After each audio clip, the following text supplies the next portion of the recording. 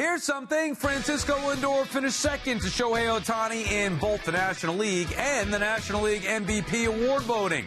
Lindor didn't receive a single first-place vote, which is just total garbage. Lindor joined Tom Seaver, Keith Hernandez, and Darryl Strawberry as the only Mets to finish second in MVP voting. Of course, no Met has ever won an MVP. All right, Keith, you were with the team all year long. What will you remember most from Lindor's season? The date, May 20th, when the Mets got to Cleveland for the first time this year. That was the first time Lindor had come back to Cleveland, a place that he left, of course, to sign the big deal with the Mets. And he was hitting 193. That was when he bottomed out for 2024. And some of the media members, when he got to the scrum, what's going on? And he said, Lindor said, this is not me. And then he stopped himself. He said, you know what?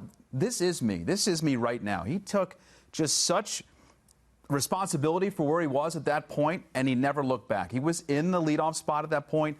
It was day 3 maybe of that, and he bottomed out at 193, and he finished with just an incredible year. And that's what superstars do. I mean, I remember driving around listening to BT and Sal and the Fan talking about what batting average will he finish with, and you guys said probably around 250. That's probably agreeable. 272 with 30 bombs, an OPS over 800, his best year ever in the major leagues, and he didn't start hitting for 2 months.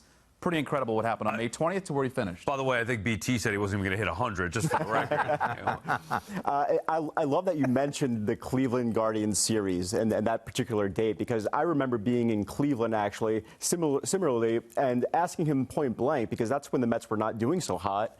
And I remember asking him, do you guys have the idea of when this has to turn around in order to convince the front office not to trade all of you away, basically?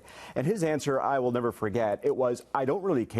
I'm going to change it now. Like, we need to do it now. It doesn't really matter when that exact date's going to be. And so for me, when I try to remember Francisco Lindor in the 2024 season, I think about growth, and I think about leadership, and I think of acceptance in New York, because I think those things really tell the story of Francisco Lindor. We know about the meeting that he called. There were so many other, just countless examples of him stepping up in that clubhouse and being that leader. And then when it all got said and done, and when things got turned around, the New York City fan base, the New York Mets fan base, I should say, really rallied around this guy. And I think for the first time really accepted him as the guy on this team. And so that's how I remember him. I love both those answers. Excellent insight. And it is more than just the results. Obviously, he provided a lot of moments, but those were the key things to having him turn around not just the season, his Mets career.